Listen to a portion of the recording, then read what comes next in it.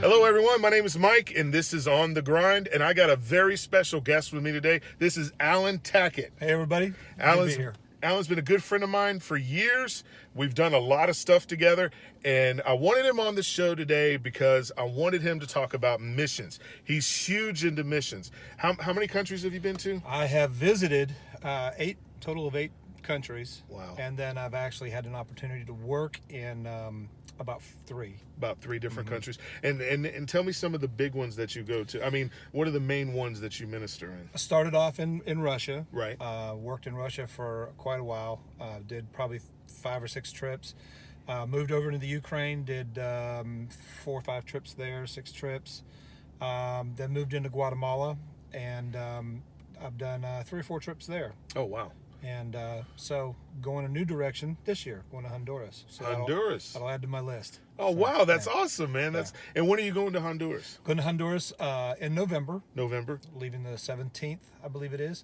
And we'll be there 7 days working with Trash Mountain Project.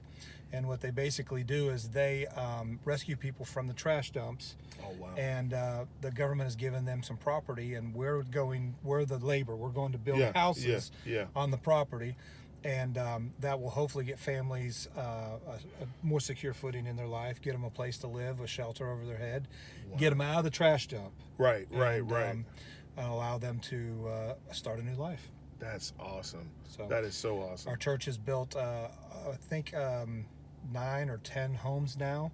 And wow. we're planning on building 2 homes if we can get all the money together this trip. So we've got a pretty good team going. That is awesome. So.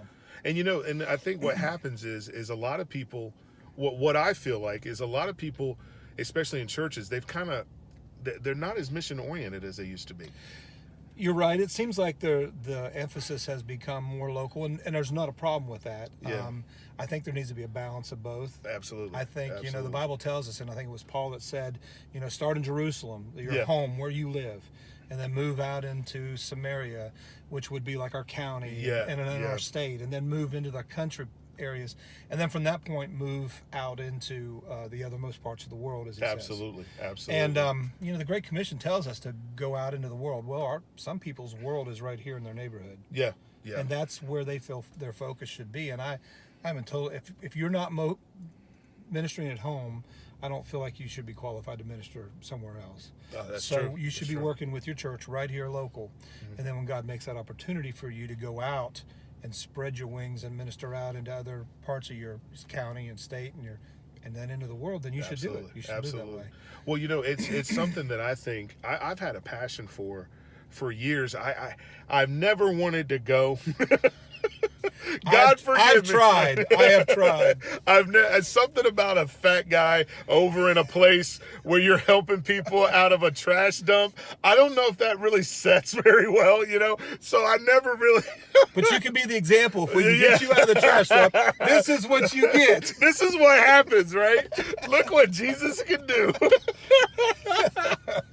But but I've had the utmost respect for somebody to walk, because you don't just go into the country, you have to observe some of their cultures. Right. I mean, you don't have to conform to everything, but if you could offend somebody just with some of the cultural things and stuff like that. So I've got so much respect for people that do this, because how hard, I mean, this is there's real preparation that goes into going to another country. It's important to do your homework. Some countries are, like if you go into Russia and the Ukraine, a lot of their customs and stuff are fairly the same as ours.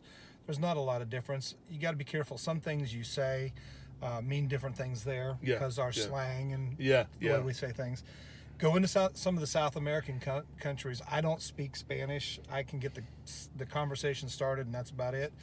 And so I rely heavily on a translator, and hopefully they're saying what I'm saying and making saying it all the right thing, right. But even some gestures and the way you interact with the kids that you're dealing with and the adults that you're dealing with. For us as Americans, I'm a huggy person, and it's nothing for me to come up and hug someone, even a woman that I know. But in Central America, it's not necessarily comfortable to do that. Oh, yeah, and so you got to be careful in some of those things, but do your homework. Yeah. Just read up and find out what some of those things are. And, and one of the things that I think we should do is, and like you said before, with the Great Commission, if you don't feel led to go to these different countries, if you don't feel led that you're supposed to, to actively go, support the ones that are doing it. Absolutely.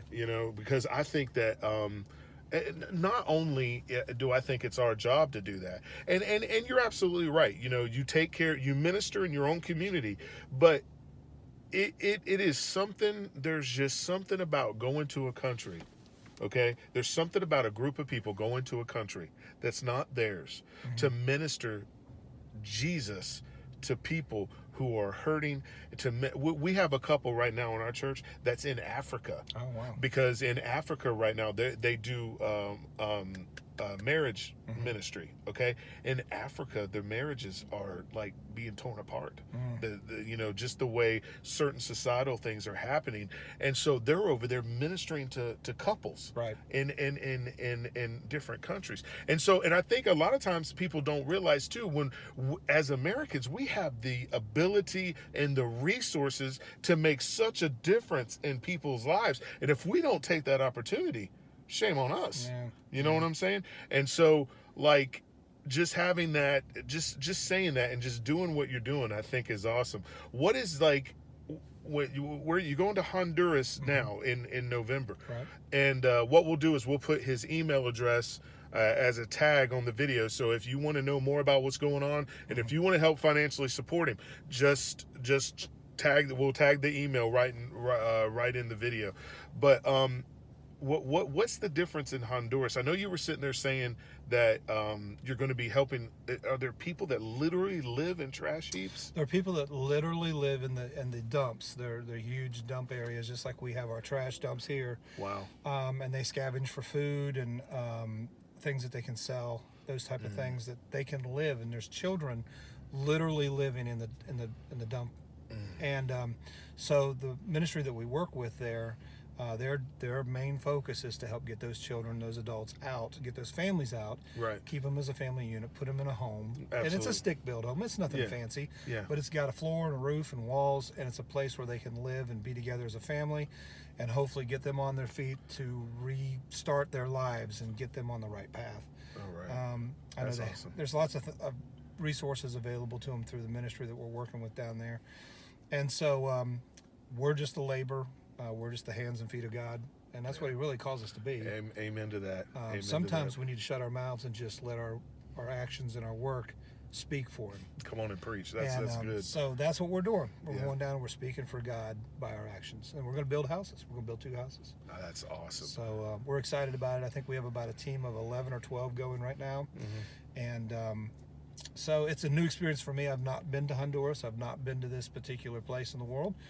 So it'll be new for me. Yeah. But my pastor, J.J. Gallowitz, shout out to you. He asked me to be a part of this, and I took it wholeheartedly. I can't wait. I'm excited about it. So. Well, I'm going to be praying for you. I'm always excited when you're doing these types of things. Yeah.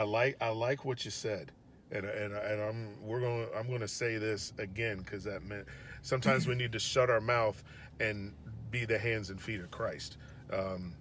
Yeah. That's a good word, man. A lot of people don't think that they're qualified to do something like this. Right.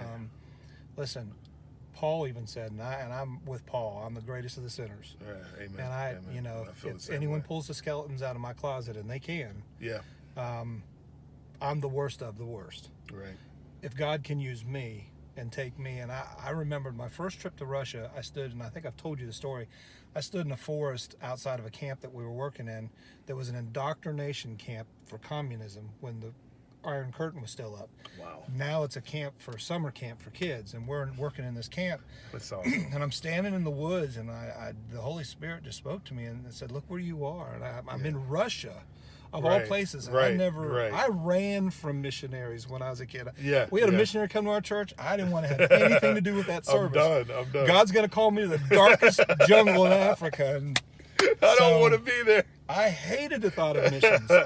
And then in my young adult life, God just changed my heart and gave me the opportunity. So I'm standing in Russia looking around and realizing where God has taken me some very cool places, and I don't deserve it.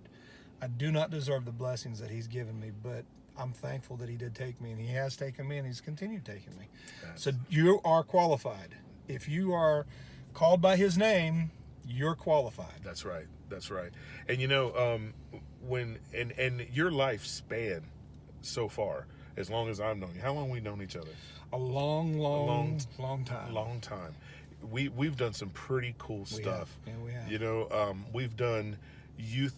We used to do youth rallies together, and I remember having hundreds of kids at youth rallies. All different denominations. All different denominations. We've done some pretty crazy stuff, and God has really let us have a good time with the things that we've done, and to see what you're doing, and then you're continuing to do it. It's not something that you've stopped, but continuing the missions thing and all that. You know, it's just really cool to see your life and what you represent. So, thank you so much for being here.